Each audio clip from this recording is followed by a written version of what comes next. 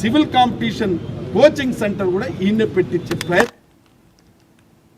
విజయనగరం జిల్లా బొబ్బిలి సిబిఎం పాఠశాల స్థలం అక్రమ రిజిస్ట్రేషన్ వ్యవహారంపై జనసేన, సిపిఐ, విద్యార్థి సంఘాలు, యువజన నేతలు నిరసన వ్యక్తం చేశారు. కోర్టులో పాఠశాల స్థలం కేసు విచారణలో ఉండగానే యాజమాన్య శంకుస్థాపన చేయడం సరికాదన్నారు. పేద విద్యార్థుల కోసం ఉద్దేశించిన పాఠశాల స్థలాన్ని వ్యక్తిగతంగా రిజిస్టర్ చేయడం దుర్మార్గమని తెలిపారు. వెంటనే రిజిస్ట్రేషన్ రద్దు చేసి ప్రభుత్వ ఆధీనంలోకి తీసుకోవాలని డిమాండ్ చేశారు.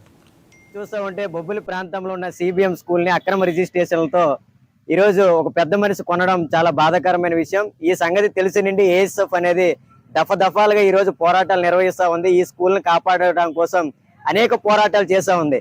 ఈరోజు చూస్తూ ఉంటే కోర్టులో కూడా పిటిషన్ కూడా వేయడం జరిగింది. పిటిషన్ కూడా ఈరోజు జరుగుతుండగానే ఈ రోజే పెద్ద మనిషి వచ్చి శంకుస్థాపనలు చేసుకొని ఈరోజు ఈ యొక్క స్థలాన్ని మొత్తం కూడా కబ్జా చేయాలనే ఆలోచనతో ముందుకు రావడం చాలా బాధాకరమైన విషయం.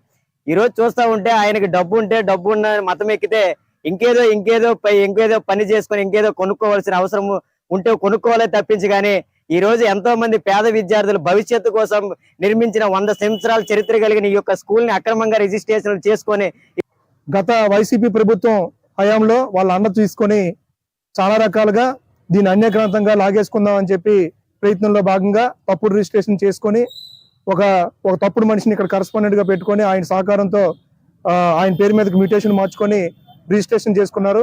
బొబ్బిలి రిజిస్టర్ ఆఫీసులో చేస్తే మొత్తం అందరికీ తెలిసిపోతుందేమనే భయంతో చీపురుపల్లి రిజిస్టర్ ఆఫీస్కి వెళ్ళిపోయి అక్కడ ఈ భూమి రిజిస్ట్రేషన్ అనేది చేసుకోవడం జరిగింది. దాన్ని వెంటనే ప్రజా సంఘాలు కానీ, జనసేన పార్టీ కానీ, మిగతా అన్ని పక్షాలు కూడా ముక్త కంఠంతో దీన్ని అడ్డుకోవడం జరిగింది, ఖండించడం జరిగింది.